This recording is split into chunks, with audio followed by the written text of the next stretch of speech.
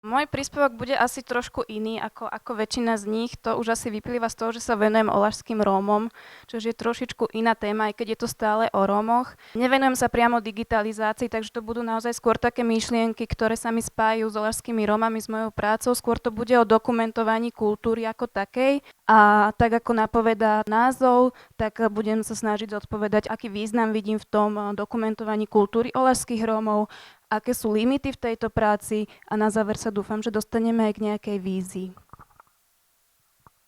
Venovať sa na Slovensku dokumentovaniu kultúry oľašských Rómov je v podstate taký nepopísaný list. Nevravím, že nič neexistuje o nich, že sa nič nedozviete, ale nie je toho veľa. O Rómoch sa teda aj tu vlastne, čo sme počuli doteraz, tak tých možností, kde sa dozvedieť, dočítať, vidieť nejaké teda artefakty ich kultúry, tak sú už možnosti. Čo sa týka oľašských Rómov, stále je to veľmi okrajová téma.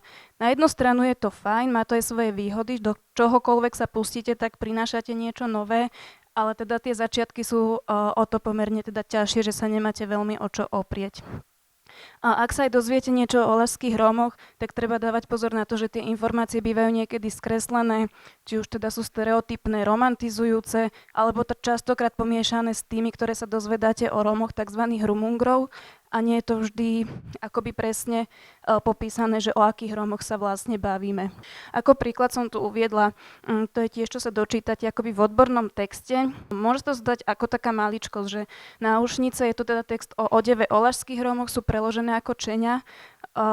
Ja teda od oľašských Rómov som sa vždy dopočula, že sú to zlága, čiže je to síce len, môžeme si povedať, že len slovíčko v rómčine, ale je to slovíčko, ktoré sa potom ďalej opakuje, ďalej sa preberá do ďalších akoby textov a robí to iba zbytočné také nepresnosti aj teda v tých odborných textoch.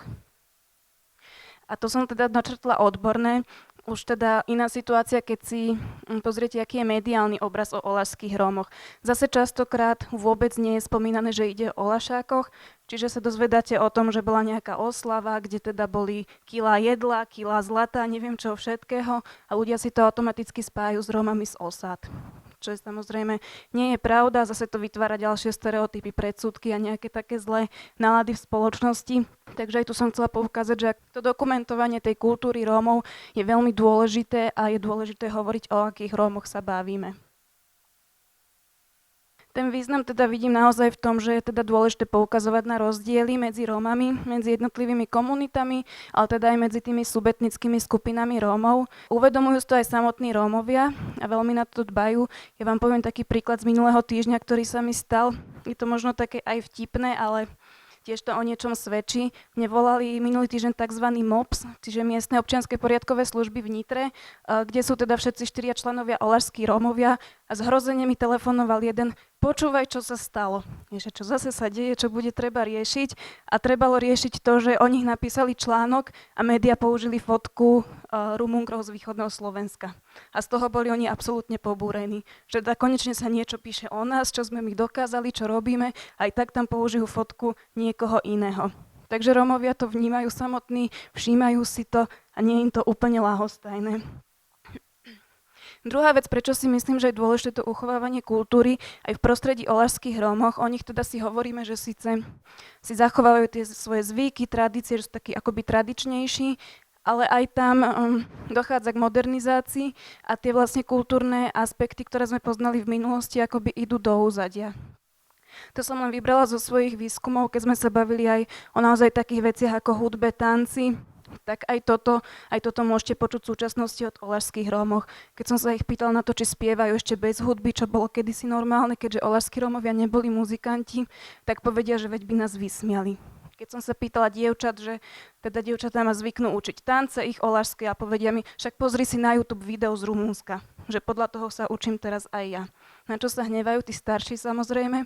A tu som si veľmi uvedomila, že toto je takisto nepokrytá téma, aj keď veľa hovoríme o tanci, hudbe Rómov, tak znovu tá oľašská kultúra tu akoby aj jej dokumentovanie a prezentovanie absentuje. No a čo sa týka teda toho dokumentovania a prezentovania, spomeniem kontext teda práce na úrade splnomocnenca vlády pre rómske komunity. Ja teda pracujem v regionálnej kancelárii v Nitre, čiže moja práca sa väčšinou točí ohľadom oľašských Rómov. Ja si nikdy nedovolím niečo akoby hovoriť, prezentovať, riešiť bez toho, aby som vychádzala z toho, čo poznám naozaj z terénu.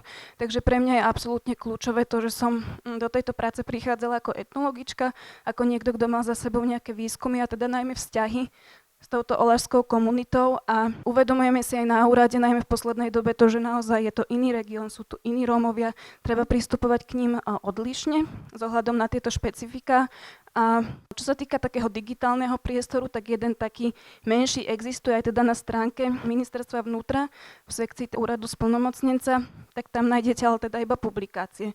Nie je to akoby naozaj digitalizácia tej rómskej kultúry, ale môžete tam nájsť aj nejaké publikácie, ktoré sa týkajú teda napríklad vzdelávania, ale aj kultúry Rómov. Čiže to je možno aj taká výzva, že pokiaľ chcete niečo sprístupniť a šíriť aj takto prostredníctvom, tak dá sa to aj na stránke úradu splnomocnenca.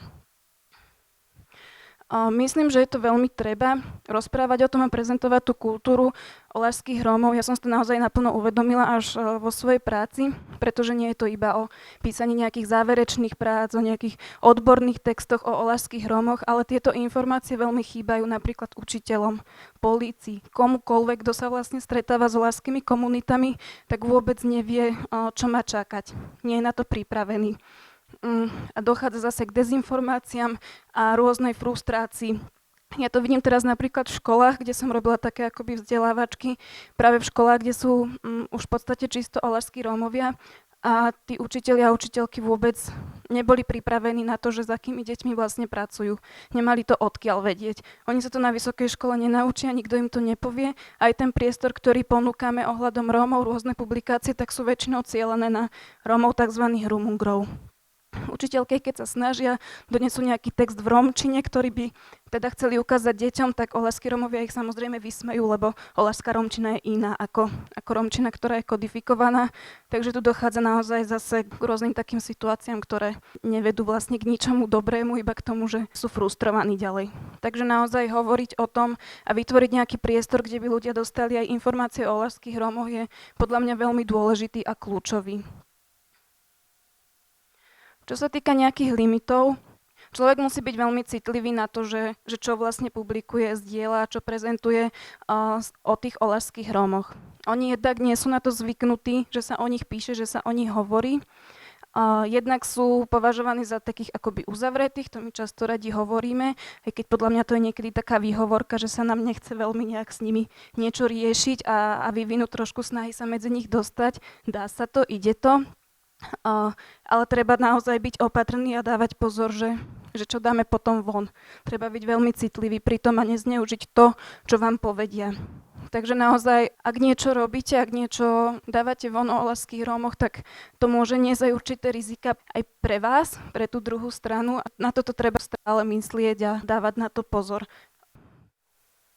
Tu nadviažem na to, ako som sa dostala k nejakému digitálnemu priestoru. U mňa sú to naozaj iba sociálne siete, ktoré ja využívam. Jednak je to priestor, kde získavam veľa informácií o oľašských Rómoch z ich profilov, ale jednak je to aj priestor, kde môžem prezentovať tú kultúru ďalej. A tu napríklad spomeniem naozaj, ešte načrtnem tie limity. Keď napríklad zverejňujem nejaké fotografie, tak tu treba byť napríklad opatrný, keď máte fotografie žien. Stalo sa napríklad v komunite oľašskej to, že videli nejaké video na YouTube zo svadby a tam sa nejakému mužovi nepáčilo, že jeho žena tancuje s niekým, s kým podľa neho nemala a bol z toho rómsky súd. Takže to sú naozaj také veci, na ktoré možno úplne nemyslíme, keď chceme písať niečo o Rómoch, ale pri oľašských Rómoch naozaj treba byť pri týchto veciach opatrný, pretože sa môžu stávať aj takéto veci. No a čo sa týka nejakých možností a vízie, ako dostávať tú kultúru Rómov, oľašských alebo aj neoľašských ďalej, tak podľa mňa to je veľmi o spolupráci. Naozaj spolupráca, ešte raz spolupráca. Najmä teda vedieť o tom, že čo kto robíme, spolupracovať, dávať sa dokopy a niekedy sú to možno aj také možnosti, ktoré nás nenapadnú ako prvé, spájať sa naozaj s inými odbormi. Tu som ako príklad dala to, že vlastne my sme sa spojili etnologička s fotografkou a tá prezentácia tej rómskej kultúry mala o mnoho väčší dopad. Že nebol to iba nejaký text, ktorý si ľudia môžu prečítať, ale bolo to možnosti rôznych výstav, prednášok. Čiže takéto spájanie je podľa mňa niečo, nad čím by sme mali každý rozmýšľať a čo môže posunúť túto tému zase ďalej. Tak vám ďakujem za pozornosť.